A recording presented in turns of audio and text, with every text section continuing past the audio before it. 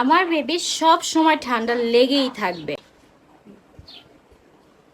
Baby অসুস্থ থাকলে মায়েরা কি ভালো থাকতে পারি বলেন?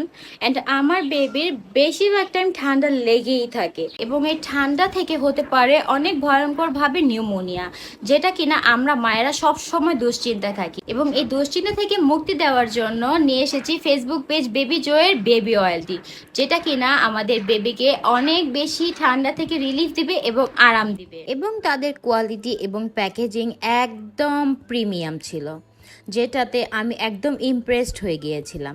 এবং তাদের এই বেবি অয়েলটিতে উপাদান রয়েছে কালো তিল, নিম পাতা, তুলসী, লবঙ্গ, আদা সহ আরও বিশেষ কিছু প্রাকৃতিক গুণাগুণ সম্পন্ন উপাদান দিয়েই এই তেলটি তৈরি করা হয়েছে। বাচ্চাকে বুকে এবং পিঠে 5 থেকে 6 ফোঁটা তেল নিয়ে 2 থেকে 3 মিনিট হালকা করে আলতোভাবে ম্যাসাজ করতে হবে। এতে বাচ্চা অনেক বেশি রিলিফ পাবে। আমি এই তেলটি সবসময় ব্যবহার করে থাকি এবং বাচ্চাদের ঠান্ডা ও সর্দি, কাশি, কফ, শ্বাসকষ্ট, নিউমোনিয়া প্রাকৃতিকভাবে নিরাময় করতে এই তেলটি অনেকভাবে সাহায্য করে। অ্যান্ড এই তেলের স্মেলটাও অনেক বেশি সুন্দর।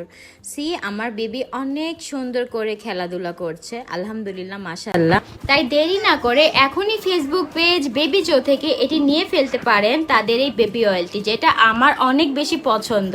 এটা ছাড়া আমার একদিনও চলে না। বাই বাই দিদো, বাই বাই, বাই বাই দিদো, বাই বাই।